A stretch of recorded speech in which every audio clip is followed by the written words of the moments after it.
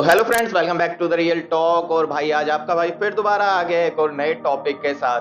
तो जैसा कि सभी मेरे साथियों को पता है भाई, श्रावण मास चल रहा है और श्रावण मास में आप देखते होंगे श्रावण मास की शुरुआत होते ही भोले भक्त निकल पड़ते हैं कावड़ यात्रा के लिए। अब काफी मेरे इस साथियों के दिल में ये सवाल होगा कि आखिर कावड़ यात्रा होती क्यों है और किसने सबसे पहली कावड़ यात्रा की थी और आखिर कावड़ यात्रा करी क्यों जाती है। इस तरह के सभी सवाल मेरे भी दिल में थे, जिसके बाद मैंने इंटरनेट पे ढूंढा, हमारे ग्रंथों में ढूंढा और जितना मेरे को मिल सका उससे कहीं ना कहीं मेरे सारे सवालों के जवाब मुझे मिल गए हैं। लेकिन इस वीडियो के थ्रू जिन मेरे भाइयों के दिल में ये सवाल है, आज उनके भी जवाब उनको मिल जाएंगे।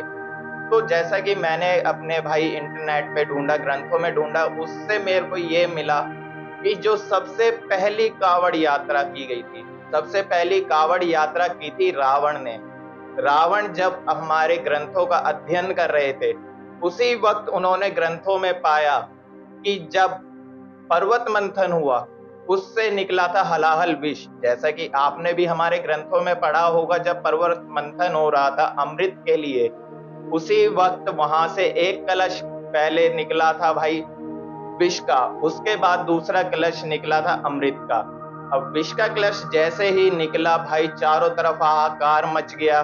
सब देव और दानव जितने भी थे सब एकदम से डर गए कि आखिर इस जो विष के कलश का अब हम करेंगे क्या। अगर ये विष का कलश कहीं भी पृथ्वी पे रखा जाता है तो पूरी पृथ्वी तबाह हो जाएगी, नष्ट हो जाएगी।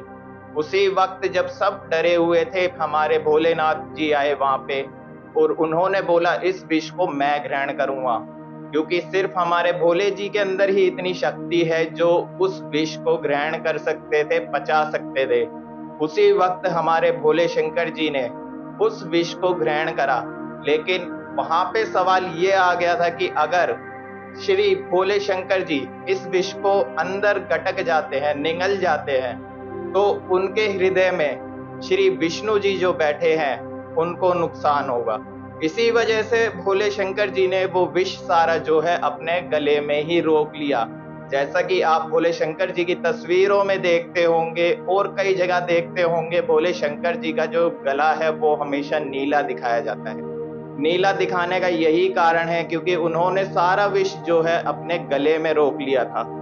अब उसके बाद जो भगवान शंकर जी को काफी कष्ट होने लगा, उनके गले में जलन होने लगी, तो वहां पे पार्वती जी आई, उन्होंने अपना हाथ रखा उनके गले पे ताकि उन्हें थोड़ी शांति मिल सके। उसके बाद जितने भी देवगण थे सब जल्द से भाग के गए, गंगा जी का जल लिया और उनके ऊपर डालने लगे ताकि उस विष के ताप से उन्हें थोड़ा आराम मिल सके। वहीं से इस चीज की शुरुआत हुई थी कि भोले शंकर जी को गंगा जल से स्नान कराया गया था उनके विष के ताप से बचाने के लिए। जब रावण ने ये सारी चीजें पढ़ी ग्रंथों में, तो रावण के दिल में भी ये चीज उठी कि मैं भी हमारे भोले शंकर जी को स्नान करवाऊंगा गंगा जल से।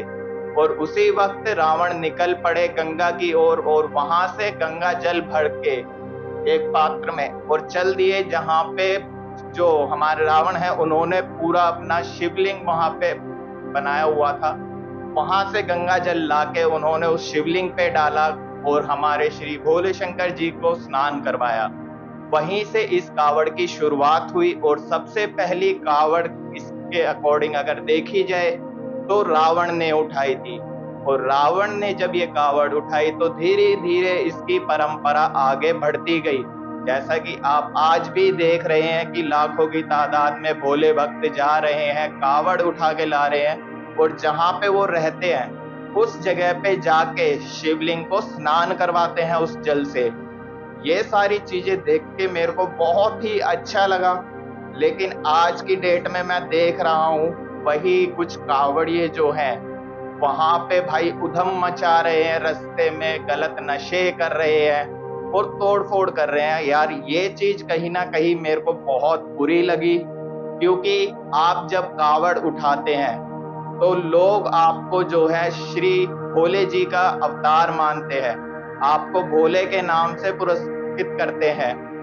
और आपका नाम तक नहीं लेते हैं, क्योंकि उस टाइम लोग जो है आपके अंदर भोले जी को देखते हैं, उनका स्वरूप आपको मानते हैं। तो आप सभी लोगों से मैं यही रिक्वेस्ट करूंगा कि आप कावड़ उठाइए, आराम से भोले जी का स्नान करवाइए, लेकिन कृपया करके ऐसी चीजें ना करें जहां पे हमारे भोले शंकर जी का नाम खराब हो। और भोले जी ने कभी भी नहीं कहा था भाई कि नशों को यूज करें, क्योंकि जो भाई शंकर जी ने जितने भी आप देखते होंगे, शंकर जी पे जो विषैले फल चढ़ते हैं, फूल चढ़ते हैं, वो सिर्फ इसीलिए चढ़ते हैं ताकि सृष्टि को उन चीजों से बचाया जा सके, क्योंकि हमारे शंकर जी ही एक ऐसे हैं जो उन सब चीजों को ग्रहण कर सकते हैं, उन्हें पचा सकते हैं। आजकल जो लोग बोलते हैं कि जो सुल्फा गांजा पीते हैं जाते टाइम कावड़ी यात्रा पे, तो वो चीज कहीं ना कहीं बहुत गलत है। वो लोग बताते हैं कि ये तो हमारे शंकर जी का प्रसाद है। तो भाई हमारे ग्रंथों में कहीं भी ऐसा नहीं लिखा है कि वो श्री शंकर जी का प्रसाद है।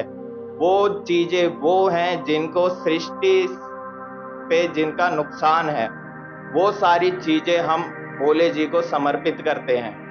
तो आप लोगों से मैं यही रिक्वेस्ट करूंगा, कृपया करके इन सब चीजों को हमारे शंकर जी से ना जोड़ें। आज की वीडियो में बस इतना ही था। नेक्स्ट वीडियो में फिर आऊंगा एक और नए टॉपिक के साथ। तब तक के लिए बाय। जय श्री श्याम। हर हर महादेव।